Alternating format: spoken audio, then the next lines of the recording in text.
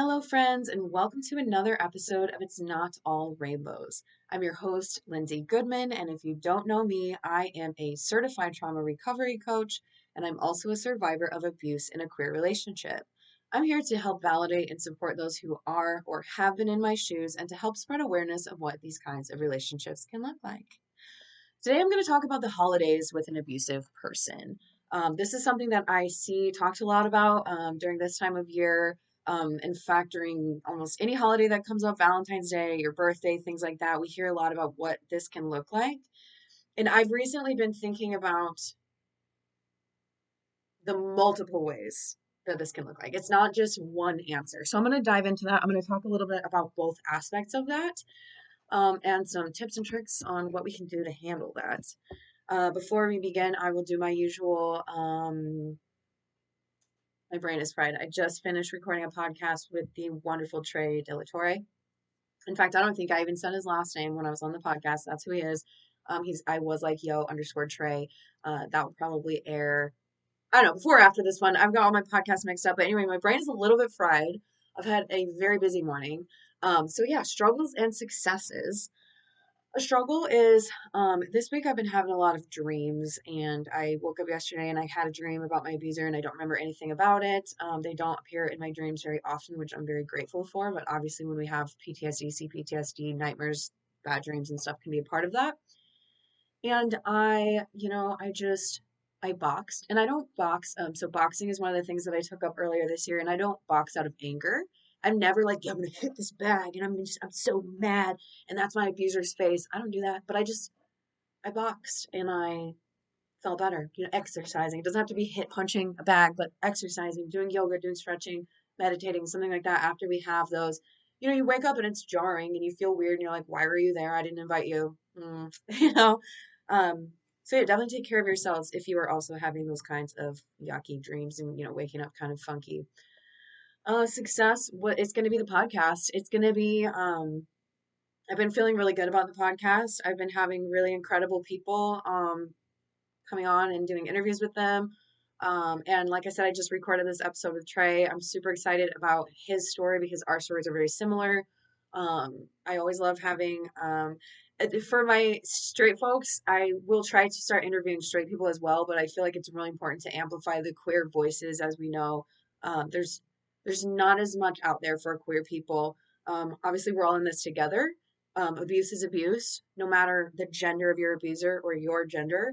Um, Anyone can be abusive, anyone can be abused, but having those queer voices at the table feels very important to me, and I just always get really energized. Um, excuse me. Even though we're talking about yucky things, I always feel like you can tell I'm like high energy. Just love Trey, and I'm excited to get that episode out there. So let's dive in. What happens during the holidays when you have an abusive partner? Let's use Christmas, for example. A lot of people were talking about this for Thanksgiving. Thanksgiving, Christmas, it's the start of the holidays for us, at least in America. We have Thanksgiving. I personally don't celebrate it. Um, so there's two things that an abuser can do. There might be more, but in my opinion, there's two main things that abusers are going to do to make the day feel off, to make it feel like it's not just a normal happy day. You're not just relaxing, enjoying food or opening gifts or just spending time with your loved ones, whether that's family or friends or whatever. Um, and the first one, as we all know, is that they can straight up ruin it. And I've talked about that a lot with my birthday video that really took off. That kind of prompted a lot of conversation. And I do have another episode from I think early 2021 that's like it might be actually called Holidays with an Abuser. Um, and I honestly don't remember what I said in that one. I haven't listened to it for a very long time, but I'm sure that I'm talking about the way that they can ruin it. So today I'm going to talk about that a little bit more. Holidays with a Narcissist, February 9th. So scroll back if you want to listen to that. Like we'll call that episode 1 on this. But so they can ruin the day. They can start a fight right before you go to spend time with your family or their family so that you're showing up tense, you're showing up uncomfortable, you're walking on eggshells, and then they're going to show up fine or not fine. We don't know. Maybe the tension is still there. Maybe they're still doing something to keep you in that heightened, like agitated state, or maybe they're showing up fine, and you're looking crazy. Their family or your family is like, what's up with Lindsay? What's up with this person? Like this, I don't want to pick a gender. This person over here is fine, and this person showed up agitated. Like obviously this person is you. You're agitated. What's wrong with you? Why are you always mad? Why are you sad? Why are you always blah blah blah? Right? You look unstable, or you look, like you're always upset about something, whereas they're just fine and they're having a beer with their friends or their family members or your family, and they're just chatting about their job, or they're chatting about whatever else they have going on, and like you're just over here like, how are they okay right now? Like we just had a massive fight in the car on the way over here. um they can they can say that they're not going right before you go. Like if it's your family, I don't want to be around your family, I don't like your family, I don't want to be around this person, I don't want to be around that person. So that you're either forced to go alone or you're forced to not go. So you end up staying home, and maybe you're having like an all day, if you've been in this kind of abusive relationship, you know what I'm talking about. It's like a 10-hour fight that goes on and on with the word salad and the gaslighting, and you don't even know what the argument's about anymore. So it can be, it's a lot of times for me, in my experience, it is this last minute. Like you're finishing touches on your hair or your makeup, and they're gonna throw a bombshell at you to just completely ruin the day. Um, on the flip side, they can be really, really good. And this is something that when I recorded, I was interviewed on the Narc in Me, which is my dear friend Ashley. Right before we got on and started recording, we were like talking about the holidays and what this feels like. And she pointed out this feeling of nostalgia, which I had forgotten. Last year, I left like October, I think it was October 3rd, flew to Indiana, went no contact October 20th. And so, here it is December of 2021, and I'm feeling nostalgic. Christmas songs, Christmas lights, Christmas presents, this, that. This is the first, I made a little TikTok video of like my son, and talking about how like during the holidays it's easy to feel nostalgic and it's easy to miss that person, but you have to remember the reality of what was going on. Like your brain is doing this euphoric recall.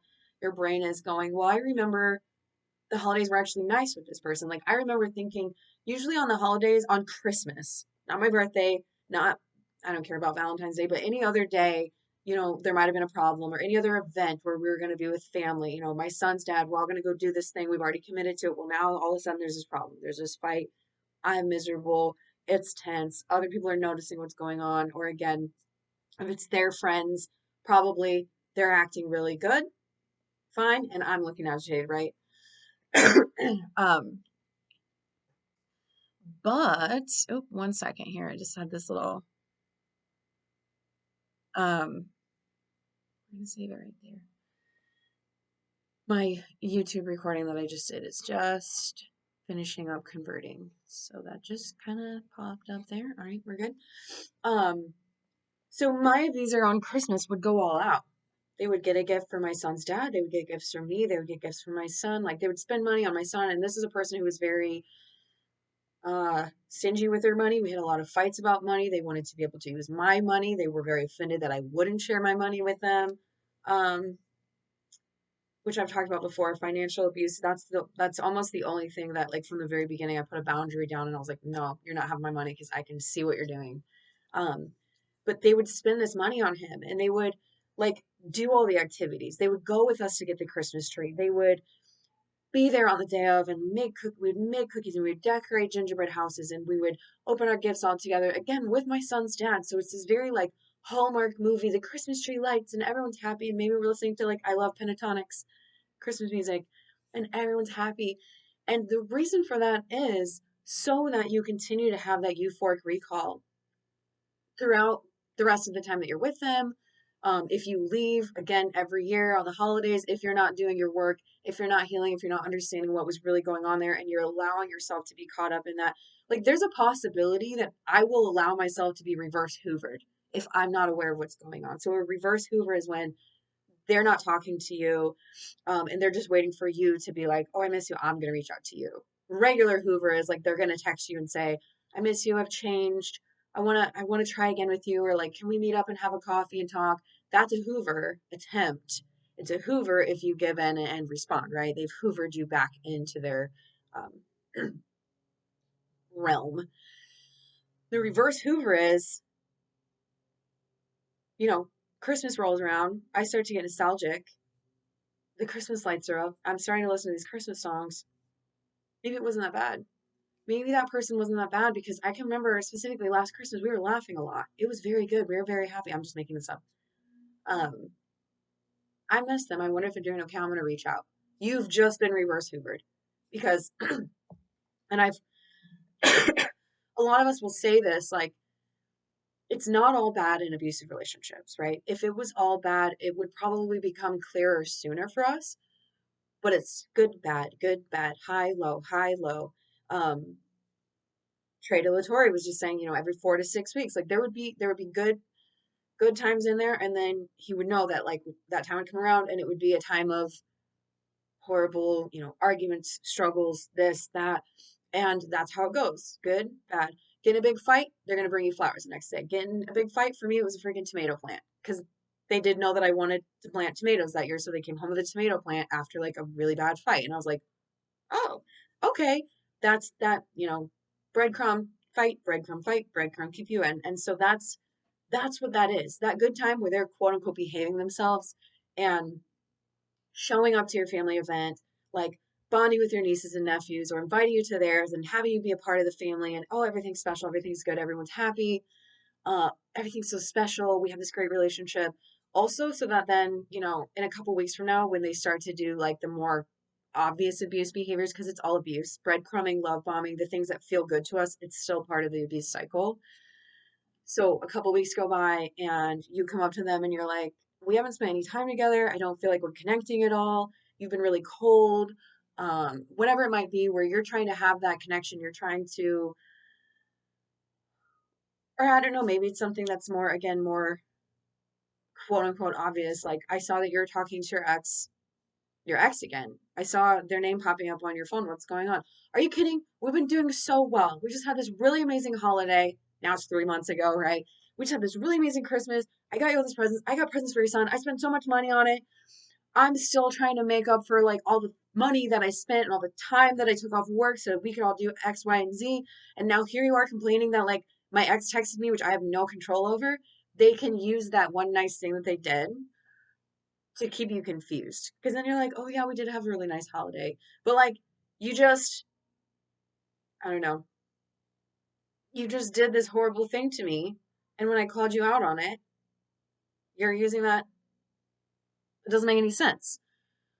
So it can go either way. And if you're still in it, I'm sure that you have felt these things before. It's very confusing and it can be different one holiday from the next. So again, my birthday, it would be very obvious. There'd be a fight in the morning. They would do the nice thing, which is the birthday video, which is like the breadcrumb. Ooh, she's not happy. Let me go breadcrumb her. Let me go grab some stuff last minute, record it.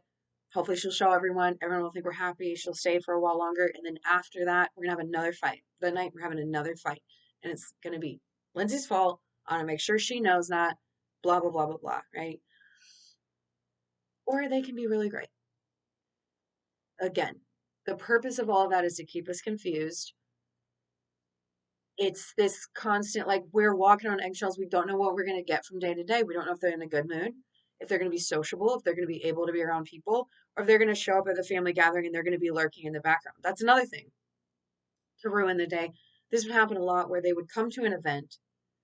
If it was my event, if it was their event, they were good, whether or not that they had me looking bad or not. But if it was my event, with my son's dad or my family, they're lurking in the background. They're not talking. They're not laughing. They're not taking part in the activities. They're lurking. They're sitting there and there's just this like sort of negative energy just like bubbling off of them. They are making it known that they're not happy, that they don't like what's happening, that they don't want to be a part of it, but they're here. And that's not good either. Because then you're like, oh my gosh, they're just sitting in the corner. Do I bring them a drink? Are they hungry? Do I bring them a plate of food? Do they ask them if they're okay? Do I try to include them in the conversation? What can I do to make them happy? Am I going to get in trouble for this later? For the fact that I am trying to communicate with people and interact with people and have a good time. That I am trying to play with my son and open his gifts with him and just enjoy this day. But like you're just constantly like, they're just lurking. They're still unhappy. It's very confusing. Again, we're all people. we might be really stressed out before the holidays. I can remember with my son's dad, like, and I'm really honest, like, we didn't have an amazing relationship. I don't know if he knows this, but we both experienced childhood emotional neglect. We started off pretty strong, but over time it just kind of like two emotionally neglected people that didn't have the skills to navigate the relationship and things like that. But it wasn't a bad relationship. It just wasn't amazing. And also, I'm queer, so that would have eventually been a huge issue. But um I remember like getting ready for an event for his work or getting ready for something and me being really stressed out, like, do I look good? What am I supposed to wear? My hair is not doing what I want it to be. And I could be a little bit snappy, like, I don't even like this outfit. I don't know what to wear. And just having that, like, and then, the other person being like, oh my gosh, like this happens every time. Like, it's normal, y'all. It's normal that we're gonna have frustrations. We're going to be overwhelmed. We're not going to feel well. We're going to be concerned. We're going to be anxious about the event.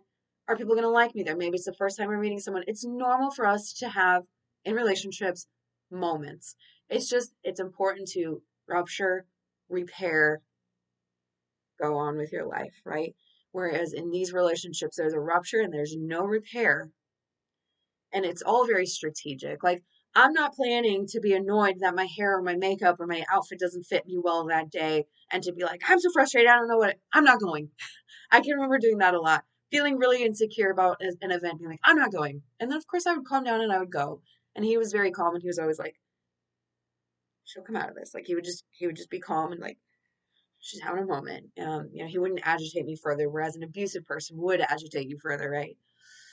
Um, but it's like, it's not planned. It's not, you're just having a moment. You're just a human. And again, rupture, repair. With an abusive partner, they know that it's Valentine's Day. They know that it's your birthday. They know that it's Christmas. And they're doing things on purpose. Again, whether pretending to be this amazing family that they know that you wanted, whatever, or whether they're causing issues. So that said, with me coming to you and being like, they can be really bad or really good, I know that that's really confusing. Pay attention. If you've been with someone for several years, pay attention. Try to look back on those days if you can remember, because I know a lot of us are dissociating a lot in these relationships. And ask yourself, like, is this something that's happening to me? Have I had a birthday, a holiday where I felt safe, where even if we had a little moment when one of us was getting ready that, we couldn't find our shoes and one of us was like, where are my freaking shoes? This house is too messy. I'm over it. Or are we constantly having this game where, and again, for me, the day that if they were really good, it felt off. So pay attention to that. Is it like, oh, this person's having a really good day today? That's really good. I like that. But also, this isn't normal. Because for me, like when I'm around people and I'm going to holiday events, I'm most likely going to be in a good mood. I enjoy being around people. I enjoy doing this. Maybe I'm not feeling great, but it's like people around me know that that's my energy and that's how I am. They're not wondering whether I'm going to show up nice or mean that day. They're not wondering that. They're like, she might be tired. She might be grouchy. Like maybe she's had a rough day or she's overwhelmed or like she was making a lot of food before she came, before we came over. So she might be a little bit like off for the first couple minutes, but she's gonna calm down. Everything's good. Like people know me, they know my energy. With these people, again, you never know which side of them you're gonna get. So remember that. Keep that in mind. Understand it for what it is. Understand that if they are being good, it's probably not real. It's probably an act, again, to make you look crazy or to make you think, how wonderful the relationship is or that things are getting better. It's all just a part of the abuse cycle. I hope that's helpful. I know that's a lot of like conflicting information, which happens a lot with abusive people and abuse education on what it can look like. And I know that I was talking really fast because again, I'm feeling energized and I'm feeling good right now. If you have any questions, of course, feel free to reach out. You can find me at the Lindsay Goodman across all social media. I'm the Linz Goodman on Twitter. Um, if you like this podcast or if you're on YouTube, please rate, review, subscribe. It really helps to get this into the ears of the people who need it the most. I really, really appreciate that. And I share all of your reviews. If you leave like a written review, I always share them and I like to thank you because it means like it's ridiculous. It means so much to me. So again, thank you for hanging out with me. I hope that this was helpful, and I hope that it brought you some level of understanding, because I know there's a lot of confusion around the holidays with abusive people. So that's all for today. I will be back next week with more. Take care of yourselves, drink lots of water, stay on guard. If you're already out of a relationship and you're just listening to this for more understanding, make sure you have those people blocked. I just made a TikTok about that today. Do not allow that Hoover attempt. Make sure they're blocked on everything. If somehow they do find a way through, because again, the holidays is a time that they may reach out to you and try to Hoover you back, using the holidays as an excuse, make sure they're blocked on everything. If they make it through, block them on that thing, walk away from it, know that you are free, know that it is not worth it, know that they have not changed. You're good. Again, drink some water, take care of yourself, block them on everything. I'll see you next week.